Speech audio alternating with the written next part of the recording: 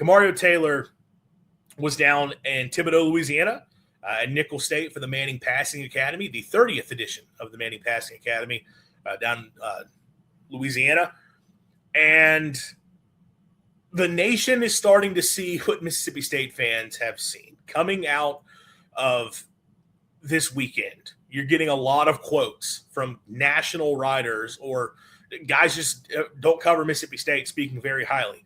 CJ Vogel from On Texas Football. After seeing him in person at the Manning Passing Academy this weekend, I'm buying as much stock as I possibly can on Mississippi State quarterback Kamario Taylor. So much potential, and the tools are fun. Jeff Duncan from the Times-Picayune in New Orleans. The most intriguing quarterback I saw at the Manning Passing Academy skills competition was Kamario Taylor. Big-time arm, rare athleticism combined with a 6'4 frame. Team-first attitude of Mississippi Manners. He's impressive in every single way. Mike Detillier from WWL in New Orleans.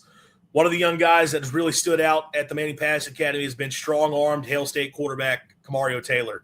And some quotes from Taylor. And then you also get a couple of these notes from some articles that have been written coming out of this.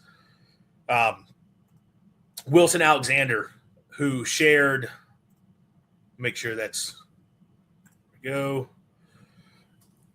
Well, he shared the video of Kamario just launching the ball 70 yards downfield. And a really impressive throw in that case. And coming out of it for on three. Kamario Taylor's arm strength popped from his first throw to the night. The ball effortlessly jumped out of his hand, allowing him to access every part of the field. His passes cut through the air a little differently than the rest of the quarterbacks. At one point, Cooper Manning joked that Taylor would throw a vertical route all the way back to New Orleans. When Taylor completed the 65-yard pass, Manning said, "Oh my goodness." The sophomore needs to continue to develop, but at 6'4", 230 pounds with mobility and arm strength, he has a lot of upside.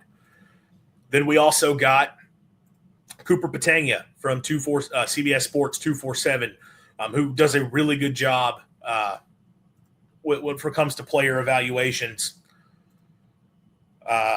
Sorry, I'm getting this stuff shared and making sure it's popping up on screen is something I always struggle with a little bit. He had a note, his notes coming out of the Manning Passing Academy. Who made you look up from your notebook? Kamario Taylor, and I'm not sure there's a close second. Former top 100 prospect out of Macon, is a unique athletic specimen. Fluid athlete, explosive arm that was superior to every other passer in attendance. Unquestionably has the ability to develop into one of college football's most electric playmakers if he could steadily improve as a passer this upcoming season while maintaining the ability to stress defenses with his speed. Future is super bright. High praise for Kamario Taylor this weekend. People, again, nationally are suddenly really excited to watch this player. And we say that knowing that people have not been very excited to talk about Mississippi State football this offseason. The expectations for the Bulldogs are fairly low, all things considered. And I think people are just sort of doubting this team. But we also know if you've got a guy at quarterback, you have a chance. And Mississippi State looks like they've got a guy at quarterback. In fact, I know Football Scoop retweeted one of those comments and said, Lebby has a dude at quarterback this year. And I kind of get the sense there might be a little bit more buzz around the Bulldogs going into this year, maybe than previously we were seeing. Alex, out of this, do you think there's any chance the national media kind of changed their tune a little bit and we see more optimism around Mississippi State football solely because of what Kamario Taylor did down in Thibodaux? Yes, for sure. I mean, there was some even going back to after last season. I know some state fans might not want to hear this. There was some praise given around Jeff Lebby, the job he did of the season in comparison to the first season. There was a lot of mainly film guys, draft guys were really starting to talk about Kamario Taylor. Us as Mississippi guys, we've heard about him coming out of high school. I remember his 247. I think when they did the scout on his 247, I think somebody used the term a lottery ticket quarterback. So that does a great job of just explaining his potential. It's good news. Buzz isn't a bad thing. I'm glad that he's finally getting the recognition. I mean, the talent is evident. I know we heard the buzz last year. Everybody wanted him to play, but he flashed. You could tell he wasn't quite ready. But then when he was the starter, he showed the potential. It's this is a lottery ticket guy. I think it's definitely the highest rated quarterback State has ever signed. I think Yeah. maybe Tyler Russell was maybe next to him. I mean, different skill sets, but still like top tier quarterback from Mississippi, something to be excited for. So I mean, I'm glad the national media is finally giving us some kind of positive praise. But we got to see. I mean, he's still got to play. We still got games to play. But I'm glad. I think I'm excited for this season. The praise around him from the national media kind of changed my expectations for the team. Like I'm starting to buy into it a little bit more. But I'm ready. I think he's ready to. And I mean, I think the best quote was like, oh, everybody basically said, I mean, they praised his athleticism, but they also said this is a great kid too. Mississippi manners was used. So, I mean, I'm ready. That's high praise for the kid.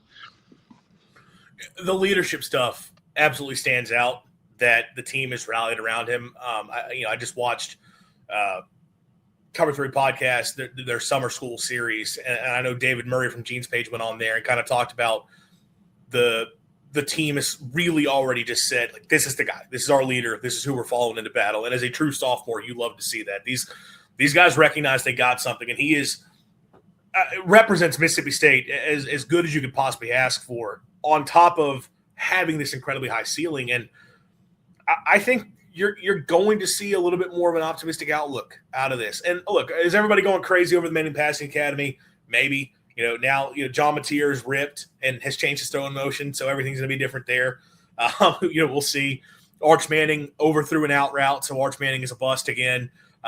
We can't go too crazy with the overreactions to the Manning Passing Academy, but if enough people are looking at this kid and saying, holy crap, he's got something, like it really gets you excited. And yes, it still comes with the caveat that you have to put the pieces around him, which in the case of Mississippi State comes down to offensive line. All right, the skill talent is there around him, that he's going to have a really good receiver to go to in Anthony Evans. We think he's going to have good options to be the vertical threats downfield, just whoever emerges out of that group. He's got good running backs to complement him in the backfield. Can you protect him? That's really what it boils down to. And if you do, this is a system that's really going to let him thrive and maximize what he can do. You got a guy who can push the ball downfield the way they won't love to take deep shots in this offense. I mean, that's huge. And then obviously with the spacing you create in this offense, having a guy that's dangerous with his legs opens up even more opportunities for you from a run game standpoint. He's a great fit and is going to be in for a big year. Now, I do want to flip this question a little bit, though. And you mentioned, now that your expectations even a little bit higher maybe for this team than you're thinking beforehand. I've seen a few State fans who look, I don't hate anybody for being optimistic. Be a fan, be as optimistic, hyped up as you want to be. But a few people have kind of already said, screw it, we're winning 8+. We got the guy now. And I know it's a little bit in jest. I get that. It's not fully serious. People are having fun with it. And maybe we could talk about setting expectations for Taylor a little bit more in another episode as we get closer to the season. Is there a chance State fans are putting a little bit too much on his plate? And I know, I want to hit both sides of the coin here. Like, we're hyping him up, and I don't want to tear him down at all. But do we need to level expectations at all? He is a true sophomore who only has 2 starts under his belt. Is there a chance that maybe we're putting a little bit too much on him here already? I mean, you're obviously going to have, like, those fans, once they hear a little bit of praise, it's like, oh, yeah, he's winning the Heisman. And I do want to, when I said I was like, my outlook on the season was a little bit better, I do say that with a caveat is that quarterbacks like him, it usually takes time for him to just get it, especially in the pass game. But with his legs, we can use his legs until he gets very consistent with the pass game. Like, even going back to the Manning Passing Academy, same people giving all those praises to Kamario Taylor was also talking about Arch Manning, how, yeah, this guy, I can tell why this guy's the number 1 quarterback, but even him as I think he's a redshirt junior, even him, they was talking about there's still work for him in the passing game to get more consistent. So if it's a guy like a potential number 1 quarterback that still needs to work on his passing game, it may be a little rough for Kamario in the beginning. But if our fans are patient and think about that, okay, it's going to be a little rough. He's going to use his legs a lot. If they can waver through that and he gets more consistent in the pass game, I think he'll be fine. And I think he can do it. I mean, that's everybody talked about in high school how his progressions from a ninth grader to 10th grade. I think his biggest jump was from 11th grade to 12th grade when they lost a lot of talent. And I mean, this guy, he went through 3 straight state championship games against teams that, I mean, he lost all 3, but it was against teams that were like had multiple D1 recruits on it. Like I think the last one was against Choctaw Central, and I mean, you see all the kids they had, or the second one, maybe it's junior year where they had Cunningham, and you see they have Shoemaker. So, I mean, he's got it, and it's going to look rough in the beginning, but he's shown the ability to improve, and I think when he improves, we're going to be very excited. Yeah, there's probably going to be some up and down early, and the pass game is the part of it where everybody's talked about it, the short to intermediate passing game. How much of that can that come along? Now, I think in a perfect world, if you're Mississippi State, the offense doesn't have to live in those scenarios in the way that they have the past couple of years. I think Lebby has done a good job evolving this offense to where that's a bigger part of what they do. Because back in the day, when this offense was really getting going at Baylor, I mean, they quite literally – you didn't see them throw a drop back pass at all. You didn't see them. They threw some quick game, but like it was all play action, deep shots, and inside run. Like that was the offense because that's all they had to do. And really at its core, that's still this system. And I think if you can get the run game going the way you want to, like you're not going to be in as many of those 3rd and 7 type situations where you kind of like, okay, we got to throw the ball here.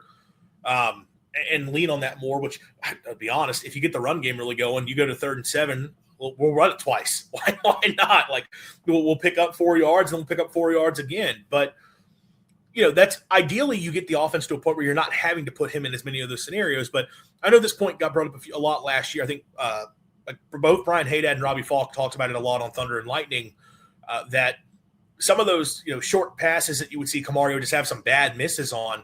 It's like, okay, well, how much of that is he's just never been in that scenario before? And now you're getting him reps in those spots and he can grow there. And I do think a whole offseason of work in that area, because I have to imagine that's what they're prioritizing over everything else, is developing him as a drop back passer. We know he can throw a deep ball down the field. We know he can run the crap out of the football. Can he have those other elements?